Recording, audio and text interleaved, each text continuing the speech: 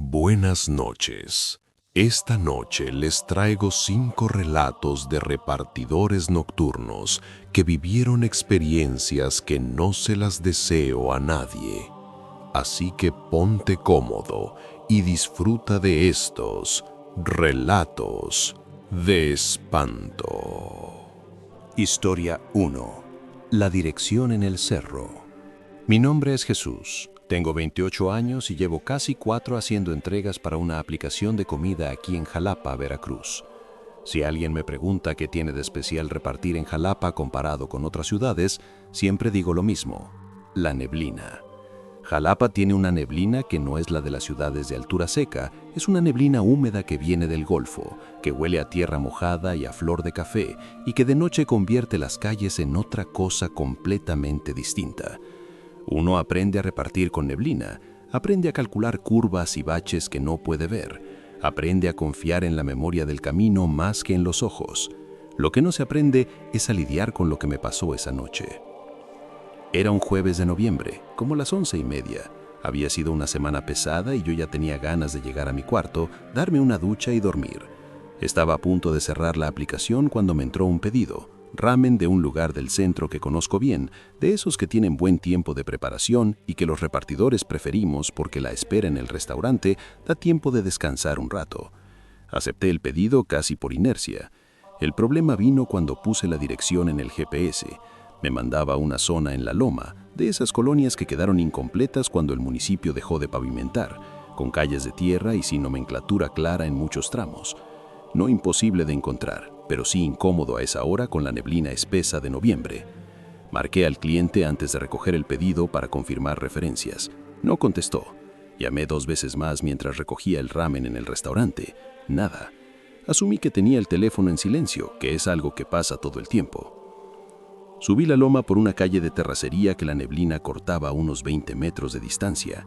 Los focos de la moto apenas alcanzaban a mostrar el camino inmediato y el resto era blanco grisáceo. La moto patinó un par de veces por el lodo fresco de la lluvia de la tarde. Llegué al número que marcaba el GPS, una casa con barda de bloc sin pintar, sin recubrimiento, con grietas en la mezcla que indicaban varios años de intemperie. Una zona ventana a la calle, completamente oscura. El portón de lámina oxidada estaba cerrado pero sin candado, solo empujado. Toqué con los nudillos porque no había timbre. Esperé. Nada. Volví a tocar más fuerte. Nada. Estaba ya pensando en esperar 5 minutos más y luego reportar la entrega como fallida cuando la ventana se iluminó desde adentro. No fue una luz de foco normal, fue algo más cálido, amarillento, como de televisión de tubo vieja o de una vela puesta cerca del vidrio. Y en el vidrio, que estaba empañado por la neblina y por lo que parecía polvo acumulado en la parte interior, vi la silueta de alguien parado exactamente de frente a la ventana. No se movía, solo estaba ahí, mirando hacia afuera, o al menos eso parecía. Le dije buenas noches en voz alta, le dije que traía su pedido, que si podía abrirme. La silueta no se movió ni un centímetro. Pensé que quizás el vidrio y el portón amortiguaban demasiado el sonido, así que saqué el teléfono y volví a marcar al cliente. Esta vez sí escuché el teléfono repicar adentro, claramente, ese tono saliendo de la misma habitación donde estaba la silueta. 1, 2, 3 repiques. La silueta no se movió, no hizo el gesto de buscar el teléfono, no giró la cabeza, no levantó la mano, absolutamente nada. Ahí fue cuando el estómago se me empezó a hacer chico, porque una persona que está parada en el mismo cuarto donde está repicando su teléfono lo escucha, así esté distraída, así esté viendo una película. No hay manera de no escucharlo. El silencio de esa colonia de noche era total, sin perros, sin carros, sin nada. Esperé a que dejara de repicar. La silueta seguía igual en el vidrio. Pensé en dejar el ramen en el portón y marcar la entrega como completada, pero tenía algo que no me dejaba darle la espalda a esa ventana. No sé cómo explicarlo exactamente. Era una sensación física, como cuando uno está solo en un cuarto oscuro y sabe que no debe mirar hacia un punto específico, aunque no pueda justificar por qué.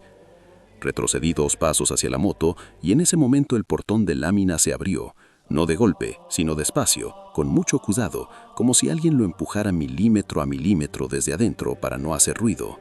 Detrás del portón no había nadie. La calle de tierra estaba completamente vacía en los 2 sentidos. Volteé hacia la ventana, la luz ya no estaba, la silueta tampoco. Me subí a la moto, guardé el ramen en la caja trasera y arranqué cuesta abajo sin esperar más.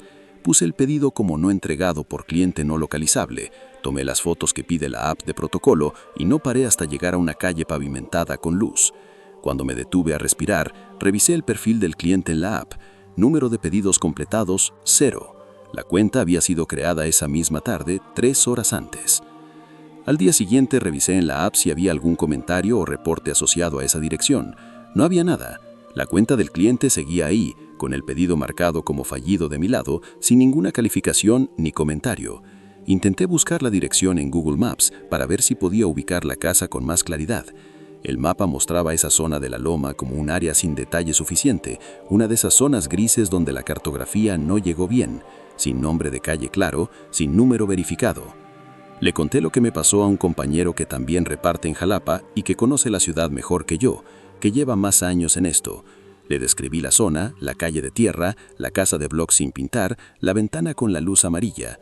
Él me escuchó y luego me dijo que por esa parte de la loma había una colonia que la gente del barrio evitaba de noche, que no por delincuencia, sino por otras razones que no supo explicarme bien, que eran cosas que se decían pero que nadie podía sostener con pruebas. Me dijo que en esa zona había habido un derrumbe años, que algunas de esas casas habían quedado sepultadas y que el municipio nunca hizo el trabajo de recuperación completo, que simplemente rellenaron y dejaron construir encima. No sé si eso tiene que ver con lo que vi esa noche, probablemente no, pero cuando pienso en esa silueta parada inmóvil en el vidrio y en el portón que se abrió solo sin que hubiera nadie del otro lado, prefiero que no tenga que ver.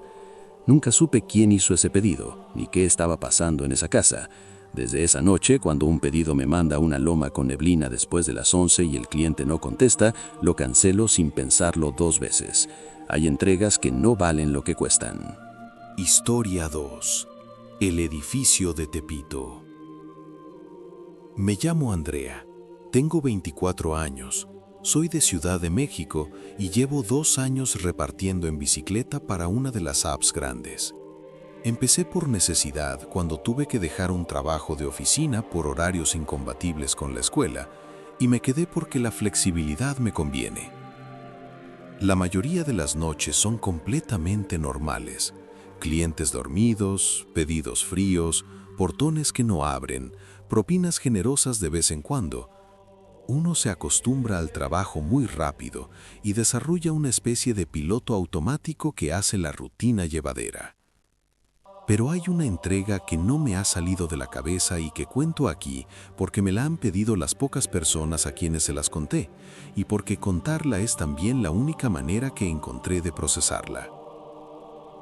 Fue un miércoles de octubre como las 12:15 de la noche. Me llegó un pedido de una taquería del centro hacia una dirección en Tepito. Ahora, yo conozco Tepito bien. He entregado ahí cientos de veces y no le tengo ningún miedo irracional. Es un barrio que tiene su dinámica y que de noche entre semana es más tranquilo de lo que mucha gente cree. Lo que me generó algo de extrañeza fue el edificio específico al que me mandaba la dirección. Uno que yo había visto muchas veces de pasada, pero que siempre me había parecido extrañamente poco habitado para su tamaño. Uno de esos edificios de los años 60 con concreto gris sin recubrir, ventanas angostas con marcos de aluminio oxidado y esa sensación de que el tiempo lo detuvo, lo fotografió y luego lo olvidó ahí. Llegué sin problema. Había un hombre sentado en una silla junto a la puerta de entrada, que asumo hacía las veces de portero o velador.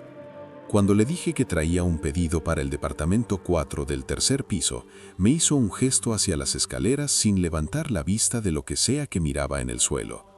No me preguntó mi nombre, no me pidió identificación, no dijo nada, solo el gesto. Subí. El edificio por dentro olía a humedad acumulada y a pintura vieja de esa que ya empieza a convertirse en otra cosa. Las escaleras tenían un foco en cada descanso, pero el del segundo piso no servía y tuve que subir ese tramo alumbrada con la linterna del teléfono. Las paredes de ese tramo oscuro tenían marcas que en la penumbra parecían garabatos, pero que en la luz del teléfono resultaron ser nombres escritos con plumón. Decenas de nombres apilados unos encima de otros sin ningún orden. Llegué al tercero y encontré el departamento 4. Toqué. Silencio. Toqué de nuevo, más fuerte.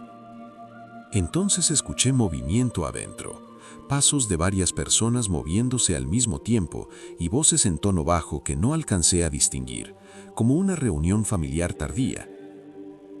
La puerta se abrió y me recibió una mujer de unos 50 años, pelo recogido con una liga, delantal de cocina encima de ropa de casa. Me agradeció el pedido, me pagó en efectivo exacto y cerró la puerta. Bajé sin ninguna sensación de que algo estuviera mal. Al llegar al primer piso le hice un gesto de despedida al hombre de la silla y salí. Ya en la calle, abrí la app para marcar la entrega completada y vi que el cliente me había escrito. El mensaje decía: ¿Dónde estás? Llevo 20 minutos esperando. Miré la hora del mensaje. Lo había enviado mientras yo estaba subiendo las escaleras. Le respondí que ya había hecho la entrega, que una señora la había recibido en el departamento 4 del tercer piso. La respuesta llegó en 30 segundos. Yo soy del departamento 4 del tercer piso. Nadie tocó mi puerta.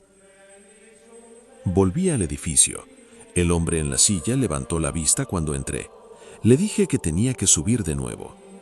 Me quedé mirándolo un momento esperando que dijera algo, algún comentario sobre que había subido hace 2 minutos o algo así. Solo me hizo el mismo gesto de antes hacia las escaleras.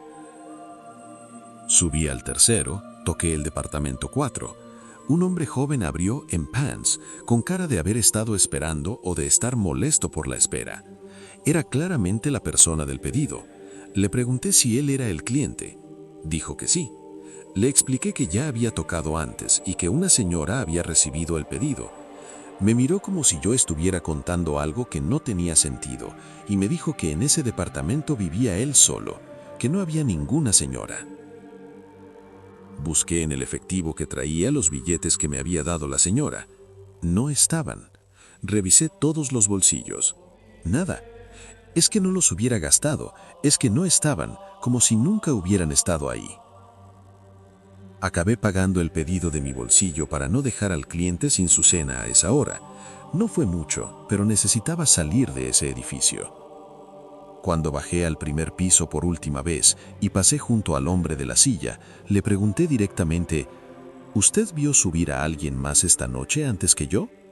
Me miró un momento y me dijo que no, que yo era la primera persona que entraba al edificio en toda la noche. Lo que no le conté al cliente esa noche, porque tampoco quería alarmar a nadie más de lo necesario, fue lo que había visto en el tramo oscuro del segundo piso cuando subí la primera vez. Esas marcas en la pared que en la penumbra parecían garabatos y que en la luz del teléfono resultaron ser nombres escritos con plumón. Decenas de nombres apilados unos encima de otros sin ningún orden. Cuando bajé esa segunda vez y pasé de nuevo por ese tramo con la linterna encendida, me detuve un momento a mirarlos con más atención. No eran nombres al azar. Era el mismo nombre repetido decenas de veces, escrito en letras distintas, con distintos bolígrafos y plumones, como si lo hubieran escrito muchas personas en momentos distintos. No pude leer el nombre completo porque estaban apilados y algunos estaban borrados por la humedad, pero el primero que estaba escrito, el más grande y el que estaba más alto, lo leí bien. Era el nombre de una mujer. No le busqué significado a eso esa noche porque estaba apurada en salir, pero en casa, ya en la madrugada, sí me puse a pensar y no pude evitar buscar ese nombre junto con la dirección del edificio en internet. No encontré nada concreto, solo un hilo en un foro de misterios urbanos de Ciudad de México, donde alguien mencionaba ese edificio de pasada, sin detalles, diciendo que era uno de esos lugares que la gente del barrio conocía por nombre, pero que nadie sabía bien por qué lo conocía. No volví a pasar por ese edificio desde entonces, y desde esa noche, cuando un pedido me manda a una dirección que no recuerdo ver habitada, pido referencias adicionales para aceptar. El trabajo de repartir tiene sus riesgos conocidos y sus riesgos desconocidos. Los desconocidos son los que hay que aprender a reconocer a tiempo. Soy Eduardo, tengo 32 años y llevo casi 3 repartiendo en moto por Monterrey. Conozco bien la ciudad incluyendo las zonas que de noche se complican. Sé qué calles evitar y en cuáles puedo detenerme sin problema. No soy supersticioso ni de los que buscan explicaciones sobrenaturales para las cosas que pasan en el trabajo. Lo que me pasó en la colonia industrial todavía no tiene explicación que yo haya podido encontrar, y no es por no haberlo intentado. Era un sábado pasada la medianoche. Me llegó un pedido de una cadena de hamburguesas, dirección en la colonia industrial. Esa colonia es vieja, tiene calles de nombres de industrias y de metales que ya nadie usa, y de noche se pone bastante oscura porque varios postes llevan tiempo sin funcionar. Pero la gente que vive ahí lleva décadas ahí y es tranquila. No es una zona que me ponga alerta. Recogí el pedido sin problema y llegué a la dirección. Una casa de una sola planta, fachada gris, puerta de madera pintada de verde con ese verde particular de las casas regiomontanas de los años 70 y una maceta de cemento en la banqueta con un pequeño arbusto muy recortado. Todo completamente normal. Toqué el timbre, que sí tenía y sí funcionaba. Escuché que repicó adentro. Esperé. Nada. Volví a tocar. Nada. Llamé al cliente desde la app. Contestó de inmediato. Una voz de hombre, tranquila, sin urgencia, me dijo que ya salía, que le diera un momento. Colgó. Esperé. 1 minuto, 2 minutos, 5 minutos. Volví a llamar. Contestó de nuevo con exactamente el mismo tono, la misma calma, las mismas palabras casi, que ya iba, que un momento. Colgó.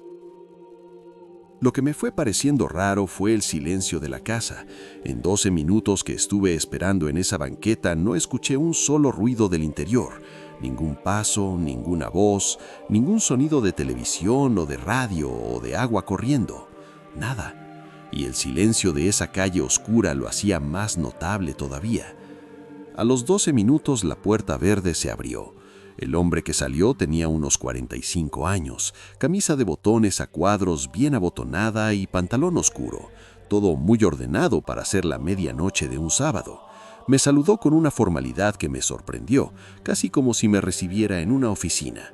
Me preguntó el total, sacó la cartera con movimientos lentos y precisos, contó los billetes, me pagó con propina incluida, sin que yo dijera nada. Cuando me extendió los billetes noté sus manos. Estaban frías, no frías de clima o de agua, sino de una manera más profunda, como el frío que tiene algo que lleva mucho tiempo en un lugar sin circulación de aire. Me controlé para no retirar la mano más rápido de lo que hubiera querido.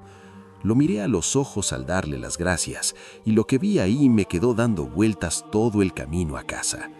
No estaban apagados exactamente, pero sí distantes, como si ese hombre estuviera procesando algo que ocurría en un lugar completamente diferente al de esa banqueta y estuviera haciendo los movimientos del intercambio de manera automática, sin que su atención real estuviera presente.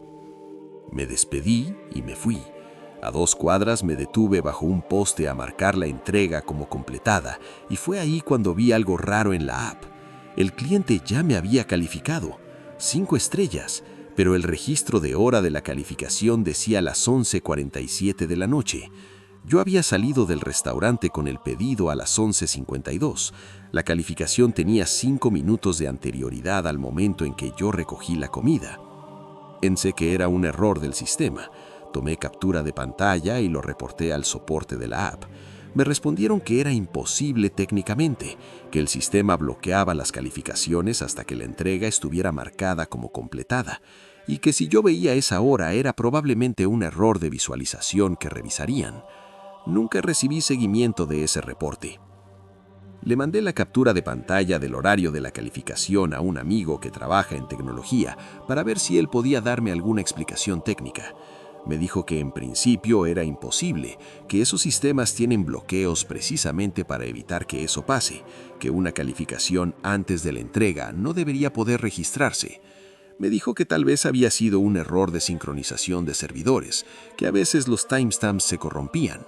Era una explicación razonable, era la más razonable de todas las que podía haber. Pero el frío de esas manos no tenía explicación técnica, y la distancia en esos ojos tampoco. Unos días después, por curiosidad más que por otra cosa, pasé de día por esa calle de la colonia industrial. La casa de Puerta Verde estaba ahí. Se veía normal a plena luz del día. Una casa más del barrio, con la maceta en la banqueta y el arbusto bien recortado. Toqué el timbre. Nadie contestó. Volví a tocar. Nada. Le pregunté a una señora que barría la banqueta de enfrente si sabía quién vivía ahí. Me quedó mirando un momento antes de preguntarme que para qué quería saber. Le dije que había hecho una entrega ahí hacía unos días y que quería confirmar algo. Ella suspiró y me dijo que esa casa llevaba cerrada varios meses, desde que el señor que vivía solo ahí tuvo que internarse en un hospital y que no había vuelto. Me preguntó si estaba seguro de que había sido ahí. Le dije que sí, que recordaba bien la Puerta Verde y la maceta. La señora me miró un momento más y luego siguió barriendo sin decir nada más. Los billetes que me dio estaban bien. Eran billetes normales, de circulación reciente, pero estaban fríos, igual que sus manos, durante mucho más tiempo del que deberían haber tardado en tomar la temperatura del ambiente. Me los quedé mirando en casa esa noche, sin saber qué hacer con todo eso. Historia 4. La vecina que recogió el pedido. Mi nombre es Sofía, 22 años, soy de Guadalajara y llevo 1 año y medio repartiendo en bicicleta mientras termino la carrera. No es el trabajo ideal, pero me da horarios flexibles y me permite pagar mi parte de la renta del departamento sin sacrificar clases. La mayoría de los días son completamente ordinarios. El trabajo es físico y a veces agotador, pero uno desarrolla una rutina y la rutina vuelve todo manejable. Esta historia ocurrió en noviembre, un martes por la noche. Tenía un pedido de un restaurante de sushi con dirección en la Colonia Americana, que es una zona que conozco bien porque queda a pocas cuadras de la universidad donde estudio. Era un pedido grande, varias piezas y 2 bebidas, de esas entregas que tienen buena propina porque el restaurante es caro. Llegué al edificio indicado, uno de esos nuevos de departamentos con acabados modernos y acceso controlado por citófono en la entrada. Busqué el número de departamento que marcaba la app y lo marqué en el citófono. Nadie contestó. Esperé 30 segundos y lo volví a marcar. Nada. Una tercera vez, silencio. Saqué el teléfono y llamé al cliente desde la app. Tampoco contestó. Me quedé parada en la entrada con el pedido de sushi en la canastilla de la bici, pensando en esperar 5 minutos más antes de reportar la entrega como fallida. El edificio tenía un pequeño jardín a la entrada con bancas y me senté en una mientras esperaba, revisando el teléfono. A los 3 minutos de estar sentada, salió alguien por la puerta principal del edificio.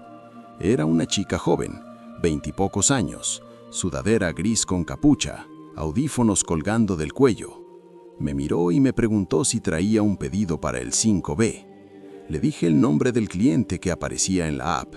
Ella dijo que sí, que era su compañera de cuarto, que estaba en la regadera y que no escuchaba el teléfono cuando se duchaba. Me pidió que le diera el pedido, que ella se lo subía. Me pareció perfectamente razonable. Pasa todo el tiempo. Alguien del mismo departamento o del mismo edificio recoge el pedido cuando el cliente no puede atender. Le pedí que confirmara en mi teléfono. Ella tocó la pantalla de confirmación con el dedo sin ningún problema. Me dio las gracias y entró al edificio con las bolsas de sushi. 5 minutos después ya había arrancado y estaba a media cuadra cuando me llegó el mensaje del cliente. «Hola, ¿ya llegaste?» No escuché el citófono. Le respondí que ya había dejado el pedido con su compañera de cuarto. Hubo una pausa. Su respuesta fue: «Yo vivo sola, no tengo compañera de cuarto». Regresé al edificio.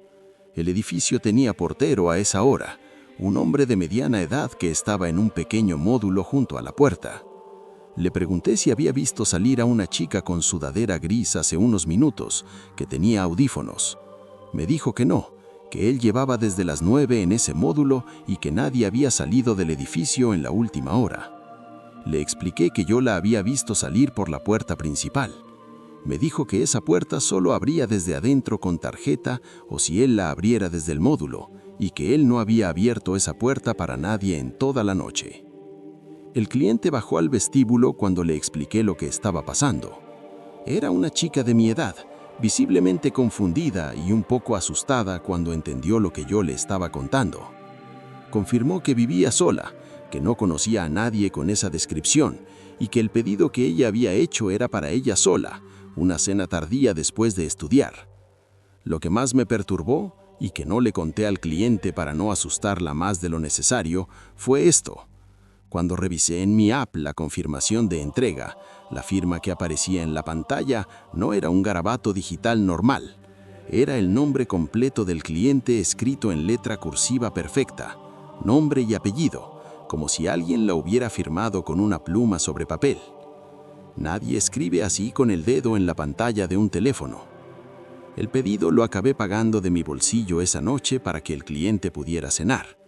La app me reembolsó algo después de que ella reportó el incidente, pero el proceso tomó días y explicaciones que no supe dar del todo bien, porque ¿cómo explicas que alguien que nadie vio entrar ni salir recogió un pedido y firmó una confirmación con letra cursiva perfecta? Lo que sí le conté al soporte de la app en el reporte escrito fue solo la parte logística, que una tercera persona recibió el pedido sin autorización del cliente. Eso lo entendieron y lo procesaron sin problema. Lo de la firma y lo del portero que dijo que nadie había salido del edificio me lo guardé.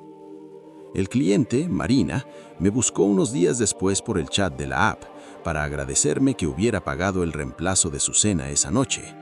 Me dijo que había hablado con el portero del edificio y que él le había confirmado exactamente lo que él me había dicho a mí, que ninguna chica con sudadera gris había salido del edificio esa noche, que ninguna persona había salido del edificio en la hora anterior a mi llegada. Me dijo que no sabía qué había pasado, pero que le daba mucho gusto que yo hubiera estado ahí y no hubiera entrado al edificio a buscar a nadie. Le pregunté por qué le daba gusto eso específicamente, que no entrara a buscar. Tardó en responder. Al final me escribió que no era supersticiosa en general, pero que ese edificio tenía algo que ella no sabía nombrar bien, que llevaba meses sintiéndolo sin poder decir qué era exactamente, y que había noches en que prefería no salir al pasillo si podía evitarlo.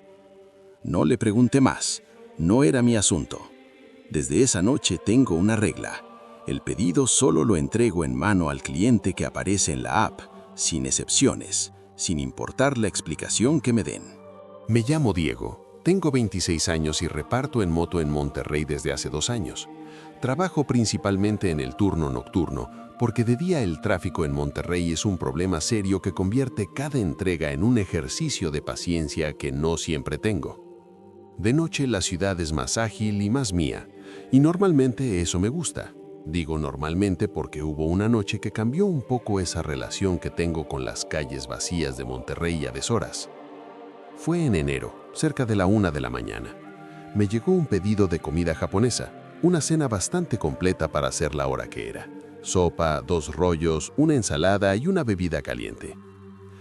La dirección era en una calle que sube hacia el Cerro del Obispado, esa zona donde hay casas grandes y viejas mezcladas con edificios más nuevos y que de noche se pone bastante oscura porque varios postes de luz de esas cuadras llevan tiempo sin repararse.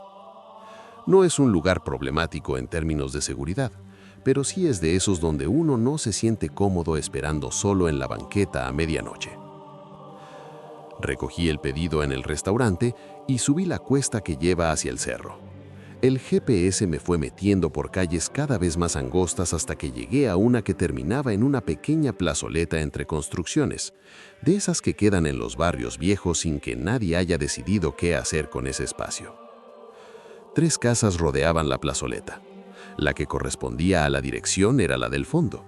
2 pisos, bardas altas de adobe revocado, una puerta de hierro labrado con ese diseño geométrico que tienen las casas de los años 50 y 60 en Monterrey, bien conservada aunque con la pintura deslavada por el tiempo. Toqué con el puño porque no vi timbre a primera vista.